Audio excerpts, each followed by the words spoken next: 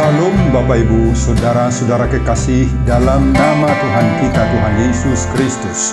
Dan selamat bertemu kembali di YouTube saya, Pendeta Rudolf H. Pasaribu Channel. Dengan dan lewat channel ini, saya komit untuk senantiasa menyebarkan pengajaran firman Tuhan. Karena saya percaya berlandaskan Yesaya pasal 55 ayat 11 bahwa firman Tuhan yang saya dan Bapak Ibu serta saudara-saudara semuanya juga ikut sebar lewat apapun termasuk lewat video ini tidak akan kembali dengan sia-sia, tetapi akan bekerja sendiri lewat kuasa dan berkat urapan Roh Kudus. Mari Bapak Ibu dan saudara-saudara semuanya, saya ajak untuk membantu saya menyebarkan pengajaran firman Tuhan khotbah di ibadah Minggu Trinitatis 12 Juni 2022.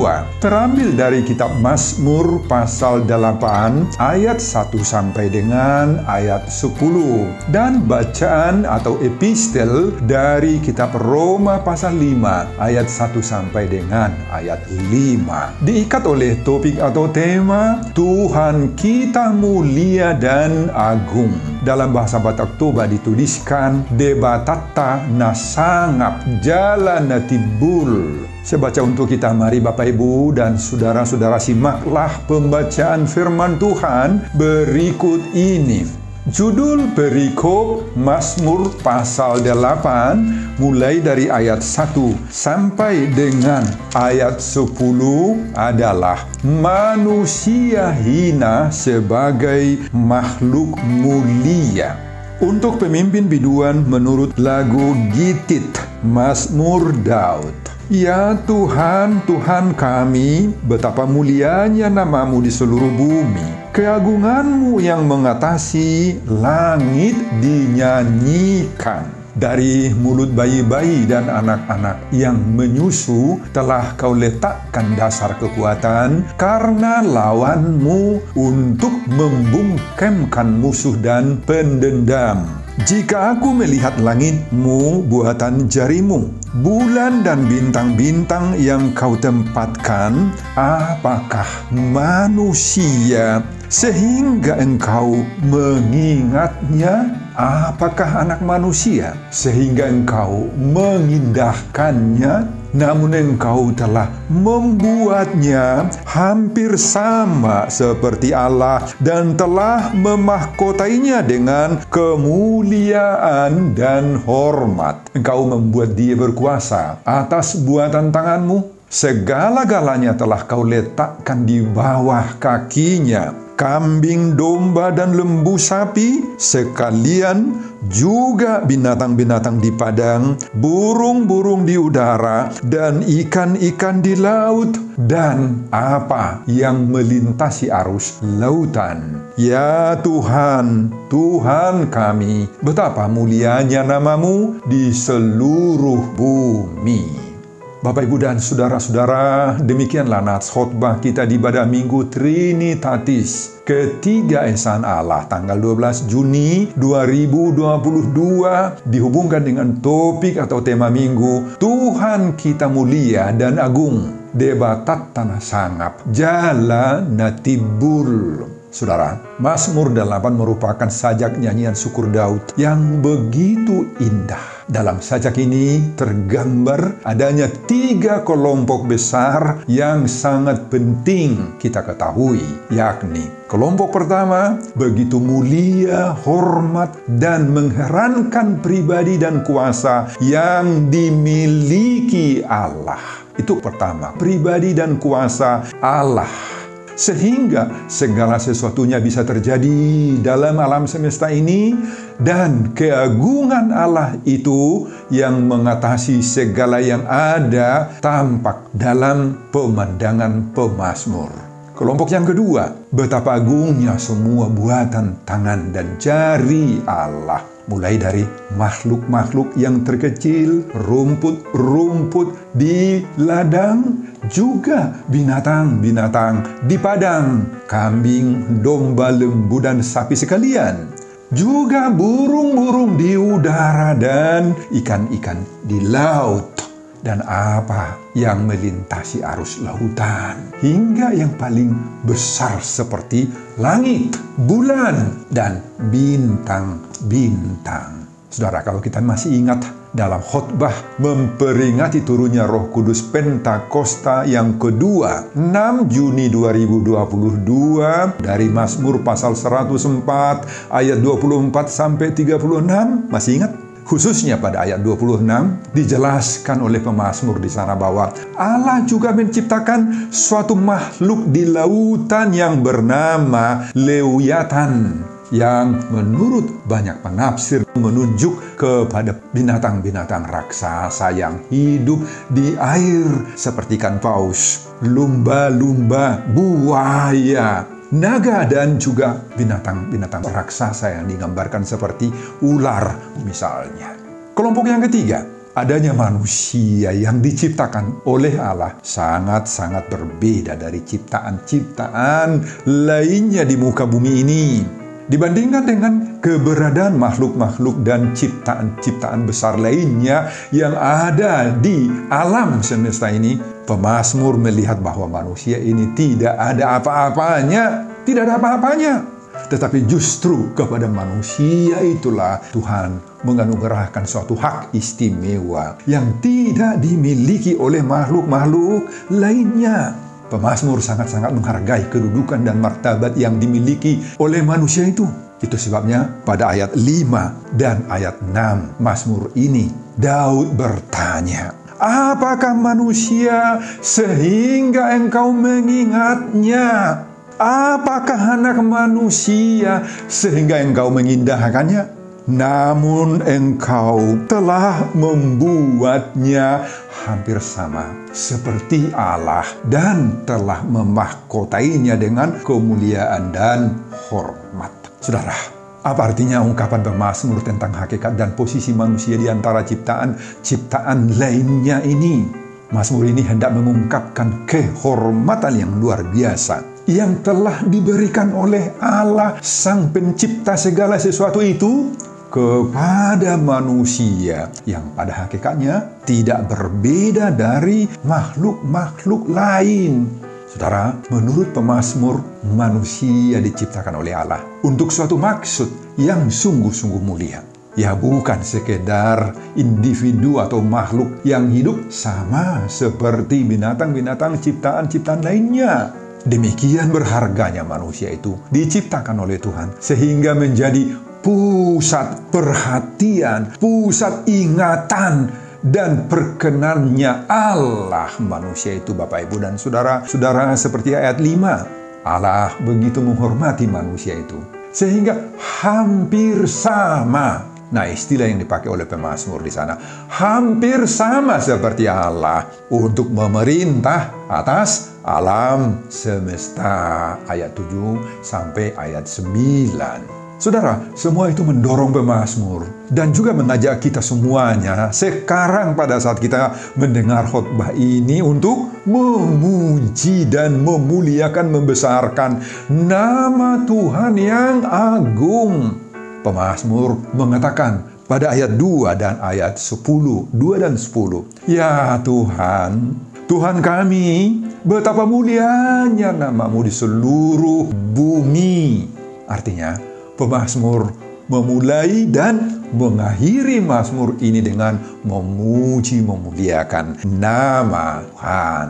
Bapak, Ibu, dan saudara-saudara, itulah isi keseluruhan khotbah kita di ibadah Minggu Trinitatis ketiga Esan Allah tanggal 12 Juni 2022 dihubungkan dengan topik Minggu Tuhan Kita Mulia dan Agung. Debatat tanah sangap jalan tibul. Apa pengajaran bagi kita lewat khotbah ini, Bapak Ibu? Ada beberapa. Pertama, tunjukkan kemuliaan Tuhan dalam diri kita. Jadikan hidup kita ini pujian, syukur, dan kemuliaan bagi Allah. Ayat 2 dan ayat 10. Saudara, Mazmur Daud pasal 8 ini dimulai dan ditutup atau diakhiri dengan suatu pujian istimewa yang mengatakan, "Ya Tuhan, Tuhan kami, Betapa mulianya namamu di seluruh bumi.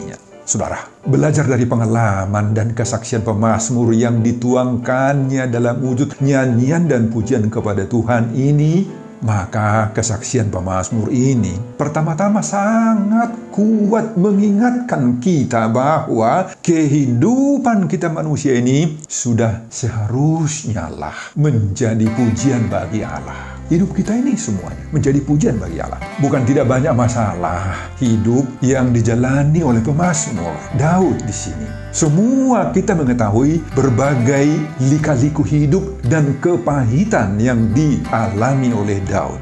Daud mengalami berbagai-bagai ancaman hidup. Dia diuber-uber terus dan harus melarikan diri, menghindarkan pengejaran itu. Tetapi semuanya itu, Bapak, Ibu, dan saudara-saudara, tidak menyurutkan semangat pemazmur untuk selalu mengatakan pujian dan kemuliaan bagi Tuhan. Ya Tuhan, Tuhan kami, betapa mulianya namamu di seluruh bumi. Saudara, inilah yang menyemangati kita sekarang. Saat ini, saat kita mendengar khotbah ini. Sama seperti pemazmur, betapa banyak yang membuat nyali rohani dan semangat kita itu, Bapak Ibu, mundur, redup, surut untuk melakukan yang terbaik dalam kehidupan ini. Tetapi sekarang kita disadarkan oleh pemazmur di sini. Meski banyak yang membuat semangat rohani kita itu mundur, surut, redup, tetapi kita harus mampu melawan semuanya. Itu, Bapak Ibu. Kita harus semakin banyak menunjukkan di dalam diri kita atau lewat diri kita ini kemuliaan Tuhan. Dalam wujud dan semangat beribadah yang baik. Sikap berdoa yang sungguh-sungguh kepada Tuhan. Memuji, membesarkan nama Tuhan dengan berbagai-bagai cara, mungkin lewat nyanyian-nyanyian dan perbuatan-perbuatan baik lainnya. Bahkan kita harus menjaga agar hidup sehari-hari kita ini menjadi pujian, syukur, kemuliaan bagi Allah ini, Bapak Ibu. Ya, lewat semua praktek-praktek ibadah, doa, perbuatan baik, bahkan lewat usaha-usaha kita tadi untuk menjadikan hidup ini menjadi berkat kepada orang lain. Hidup kita ini menjadi kesukaan buat semua orang-orang yang di sekitar kita. Maka lewat semuanya itu kita sudah menyerukan, ya Tuhan, Tuhan kami, betapa mulianya namamu di seluruh bumi. Sebagaimana Mazmur Daud dalam khotbah ini, Bapak Ibu. Amin, Bapak Ibu. Mari kita tunjukkan kemuliaan bagi Tuhan lewat kehidupan kita, lewat perbuatan baik kita, lewat praktek-praktek kehidupan sehari-hari kita. Semuanya itu menjadi syukur kita bagi Tuhan. Amin. Itu pengajaran pertama. Pengajaran yang kedua, hindari segala praktek yang melawan Tuhan. Ayat 3. Saudara, pada ayat 3 ditulis oleh pemazmur, dari mulut bayi-bayi dan anak-anak yang menyusu telah kau letakkan dasar kekuatan karena lawanmu untuk membungkamkan musuh dan pendendam. Dalam bahasa Batak Toba ditulis, gari siapa mangan niak kadadanak, dohot aka poso-poso dijadi hokodo paranganmu, ala niaka namangaloho, asa pau japon musuh dohot sitahi sudul-sudul. Saudara, pemazmur memastikan bahwa meskipun begitu luar biasanya sebenarnya kehebatan, karya-karya Allah yang Dia tunjukkan lewat kuasanya menciptakan dan memelihara ciptaannya ini, ternyata Bapak Ibu, ada saja banyak lawan musuh-musuh dan pendendam terhadap Allah ini. Siapa mereka? Para musuh-musuh, lawan-lawan, pendendam. Siapa mereka itu, Bapak Ibu? Siapakah orang yang dalam bahasa Batak tadi disebut sitahi sudul-sudul ini? Mereka itu adalah yang merasa dirinya tidak puas terhadap perbuatan-perbuatan Allah. Di dalam diri mereka senantiasa memandang Allah itu pesimis sekali, sinis sekali. Mereka memandang Allah itu dan kebijakan-kebijakan Allah itu, Bapak Ibu dan saudara-saudara, tidak dari hatinya. Mereka lebih yakin akan hasil-hasil teknologi buatan manusia, hasil-hasil ilmu pengetahuan yang dimiliki oleh manusia, daripada Tuhan sendiri. Mereka lebih yakin kepada itu daripada kepada Tuhan. Nah, itulah orang-orang yang dikatakan oleh pemazmur di sini musuh Allah. Sekali lagi, siapa musuh Allah itu? Jujur, kita akui Bapak Ibu, bahwa kalau ditanyakan siapa yang menjadi lawan atau musuh Allah itu saat ini di tengah-tengah kehidupan kita, maka itu bukan soal apa agamanya, apa kepercayaan yang dianunya, bukan soal itu. Bukan soal faham yang diikuti, bukan. Tetapi itu adalah soal sikap, respons, dan penerimaan seseorang terhadap kebijakan Allah di dalam dirinya masing-masing. Jadi itu bisa saja oknum-oknum orang Kristen, bahkan orang yang selama ini kelihatannya seperti orang beragama, yang baik, yang rajin beribadah. Bisa saja sebagai pengurus gereja, sebagai dewan pembangunan, atau petugas-petugas pelayanan lainnya di koinonia, marturia, dan diakonia, dan lain-lain. Bisa saja mereka ada di sana. Tetapi ketika kenyataan hidup yang dialaminya tidak seperti yang dia harapkannya, maka dia akan menjadi lawan Allah. Dia tidak lagi mau percaya kepada Allah. Sebaliknya, mereka hanya percaya kepada dirinya, kemampuannya, seperti tadi, percaya kepada yang lain-lain. Saudara, dalam pengalaman hidup sehari-hari kita dan sepanjang usia yang diberikan oleh Tuhan hingga kini kepada kita selalu saja mengalami peristiwa-peristiwa buruk yang bisa saja mengecewakan diri kita, toh. Nah, sekarang kita diingatkan bahwa tidak sepantasnya kita orang-orang percaya ini menjadi lawan, menjadi musuh, menjadi orang yang disebut dalam bahasa Batak tadi si tahi sudul-sudul bagi Tuhan lewat sikap kita, respons kita terhadap Tuhan. Sikap kita ketika mengalami berbagai-bagai tantangan berat, pergumulan berat dalam hidup ini. Ketika kita sadar atau tidak sadar mengeluarkan kata-kata dan keluhan yang bernada umpatan kekecewaan dan kemarahan yang tinggi terhadap Tuhan, terhadap Allah, atau di saat kita mengalami hal-hal pahit dalam hidup ini, maka di saat-saat seperti itu kita sering menjadi pelawan, menjadi musuh, si tahi sudul-sudul bagi Tuhan, Bapak Ibu, karena kita banyak sekali menggerutu saat itu, banyak sekali kita melakukan hal-hal yang tidak dikehendaki oleh Tuhan dalam ucapan-ucapan kita, dalam sikap sehari-hari kita. Saudara, sudah saatnya kita selalu mengarahkan pandangan kita kepada Allah, kepada karya-karya Allah. Baik karya Allah di dalam alam semesta ini, dan apalagi karya Allah di dalam hidup kita sehari-hari, dalam keluarga kita. Ketika kita memandang Allah lewat karyanya dalam alam semesta, maka seharusnya kita juga akan melihat betapa besarnya karya Allah juga di dalam hidup kita ini. Tetapi ketika kita memandang hanya kepada permasalahan hidup yang kita alami, kepada kesengsaraan yang sedang kita alami, kepada persoalan hidup semata-mata, maka kacamata iman kita akan menjadi kabur melihat kebesaran Allah. Kabur melihat kebesaran Allah, Bapak Ibu. Kita akan semakin lemah. Dan kita akan tidak berdaya lagi menghadapi permasalahan-permasalahan hidup kita ini. Pandangan iman kepada Allah membuat kita mampu bersyukur dan memuliakan nama Tuhan, sambil terus belajar berjalan untuk melihat karya-karya Allah sedemikian luar biasa yang juga sudah dan akan terjadi dalam hidup kita sehari-hari. Ingatlah bahwa semua pengalaman buruk itu yang kita sedang dan akan kita alami lagi. Nah, itu merupakan latihan rohani yang membimbing kita menuju kepada kedewasaan iman. Oleh karena itu, jangan pernah gentar, jangan pernah takut kita menjalani kehidupan kita, apa dan bagaimanapun bentuknya.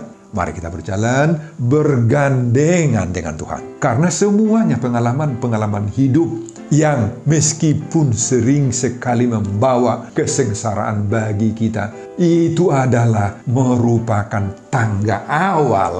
Tangga pertama itu membawa ketekunan, dan ketekunan membawa kita kepada tahan uji, dan tahan uji seterusnya membawa kita hingga tiba pada pengharapan, sebagaimana epistel dalam minggu Trinitatis ini, Roma pasal 5 ayat 1 sampai dengan ayat 5. Itu pengajaran yang kedua. Pengajaran yang ketiga, manusia sangat berharga dan utama di hadapan Tuhan dan di hadapan ciptaan-ciptaan lainnya. Ayat 4-9. Saudara, kalau kita telusuri dari riwayat penciptaan sebagaimana kita temukan pada kitab Kejadian pasal 1 dan pasal 2, maka Tuhan sudah menempatkan manusia itu begitu berharga di hadapan Tuhan dan di hadapan ciptaan-ciptaan lainnya. Manusia itu diciptakan oleh Tuhan melebihi ciptaan-ciptaan lainnya. Saudara, mari kita ingat kembali peristiwa penciptaan alam semesta, makhluk-makhluk dan segala isinya, khususnya dikala menciptakan manusia. Pada Kejadian 1 ayat 26 dikatakan di sana, berfirmanlah Allah, baiklah kita menjadikan manusia menurut gambar dan rupa kita, supaya mereka berkuasa atas ikan-ikan di laut, burung-burung di udara, dan atas segala binatang melata yang merayap di bumi. Jadi hakikat dan keberadaan manusia itu, Bapak, Ibu, dan saudara-saudara, adalah serupa dan segambar dengan Allah. Kemudian pada Kejadian pasal 2 ayat 7, Allah menghembuskan nafas hidup ke dalam hidungnya. Demikianlah manusia itu menjadi makhluk yang hidup. Nafas hidup itulah yang kita sebut dengan roh, yang sama sekali tidak pernah dihembuskan Tuhan kepada semua makhluk-makhluk hidup lainnya. Saudara, inilah yang membedakan antara manusia dengan segala makhluk-makhluk lainnya itu, yakni pertama, ada roh di dalam diri kita. Kedua, oleh roh itulah maka kita atau manusia itu ditempatkan oleh Tuhan menjadi serupa dan segambar dengan Allah. Dalam bahasa Latin itu disebutkan imaginem et similitudinem Dei. Saudara, pada Kejadian 1 ayat 28, Allah menempatkan manusia itu sebagai penguasa atas alam semesta ini. Nah, di sana ditulis, penuhilah bumi dan taklukkanlah itu. Berkuasalah atas ikan-ikan di laut, burung-burung di udara, dan atas segala binatang yang merayap di bumi ini. Saudara, apa maksud? Dan kenapa Allah menciptakan manusia menurut gambar dan rupanya, rupa Allah sendiri? Kenapa? Untuk mendudukkan dan memberi mandat kepada manusia itu, agar manusia itu menjadi wakil Allah di tengah-tengah dunia ini, Bapak Ibu. Kepada manusia diberi hak, diberi tanggung jawab, dan bahkan untuk menguasai, memerintah, mengelola seluruh harta kekayaan Allah yang ada di muka bumi atau yang ada dalam alam semesta ini. Allah sendirilah sebagai pemberi mandat itu. Selain itu, Bapak Ibu, keserupaan dan kesegambaran manusia dengan Allah juga melukiskan hubungan yang khusus, yang pribadi antara Allah dengan kita manusia ini. Hubungan ini memungkinkan Allah dapat berfirman kepada manusia. Allah dapat melakukan perjanjian, ikatan dengan manusia, dengan orang percaya, dengan orang-orang yang dikasihi oleh Tuhan. Banyak contoh di mana Allah sudah berjanji dengan manusia. Abraham, Lot, dan lain-lain lagi, Bapak Ibu. Dan sebaliknya pula, manusia dapat berkomunikasi dengan Allah, dapat menyampaikan segala isi hati keluhan, menyampaikan apa pergumulannya, apa permohonannya, apa permintaan, dan berbagai-bagai masalah yang dihadapinya disampaikannya kepada Tuhan. Saudara, ini memberi kenyataan dan kesadaran bagi kita sekarang betapa berharganya manusia itu, baik di muka bumi dan di antara makhluk-makhluk, dan apalagi di hadapan Tuhan Allah. Kesadaran seperti ini hendaknya memberi kita dorongan Bapak Ibu untuk melakukan dan menempatkan diri kita sebagaimana dikehendaki oleh Tuhan di atas bumi ini. Dan secara khusus, kesadaran akan berharganya diri kita manusia ini di hadapan Tuhan ini akan mendorong kita selalu berpikiran positif saja, positive thinking saja dalam hidup ini. Oleh karena manusia sangat-sangat berharga di hadapan Tuhan, maka kita ingat Tuhan akan senantiasa memelihara, mencukupkan segala sesuatu kebutuhan kita. Meskipun dalam pengalaman hidup sehari-hari kita sering kita alami satu, dua, atau berbagai kegagalan juga. Dan hal ini sering membuat kita pesimis. Inilah yang kita lawan. Kadang-kadang kita merasa Tuhan dan orang-orang terdekat kita, Bapak Ibu, tidak lagi mengasihi kita. Ini sering sekali. Dan kita terpancing-pancing untuk kemudian menggerutu baik kepada Tuhan, kepada keluarga, kepada orang lain. Sehingga kita menempatkan diri kita menjadi, akhirnya apa? Menjadi musuh, menjadi lawan Tuhan. Saudara, ada banyak orang yang karena berbagai pengalaman pahit yang dialaminya, mereka merasa diri mereka itu begitu rendah. Mereka merasa kurang berharga, dihargai, dan tidak puas dalam hidup ini. Marilah kita menolong mereka, orang-orang seperti ini. Marilah kita menyampaikan pemahaman yang benar kepada dia bahwa Tuhan Sang Pencipta itu sungguh-sungguh mengasihi, menghargai semuanya kita, sehingga tidak ada alasan bagi kita untuk bersungut-sungut, putus asa. Apalagi kita yakin dan percaya akan ada pertolongan dan campur tangan Tuhan yang membuat hidup kita semakin bertumbuh di hadapan Tuhan dan di hadapan sesama manusia.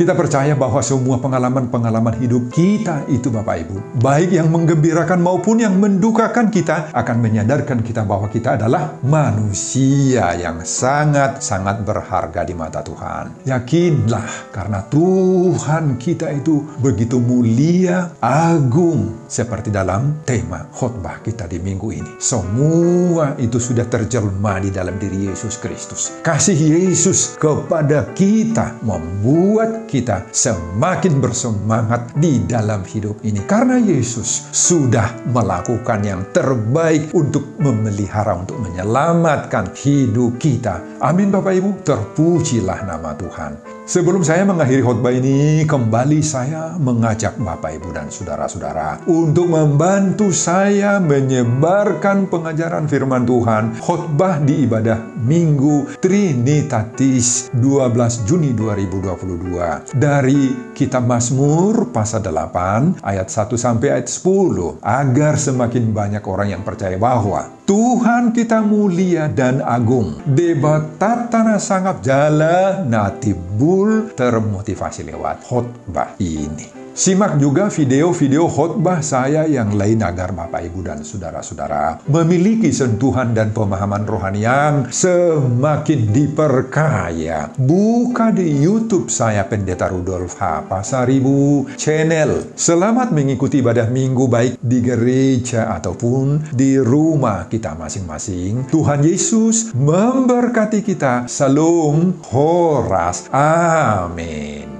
Bapa, terima kasih untuk firman yang Engkau berikan kepada kami saat ini di Minggu Trinitas ketiga Esaan Allah 12 Juni 2022. Berkatilah Tuhan setiap pendengar khotbah ini. Semoga khotbah ini menjadi pengajaran berharga bagi semua pendengarnya. Berkati juga hamba-Mu dalam persiapan khotbah berikutnya. Dan untuk semuanya itu saya peruntukkan demi kemuliaan, hormat, kebesaran nama Tuhan. Di dalam nama Yesus Kristus saya berdoa dan mengucap syukur.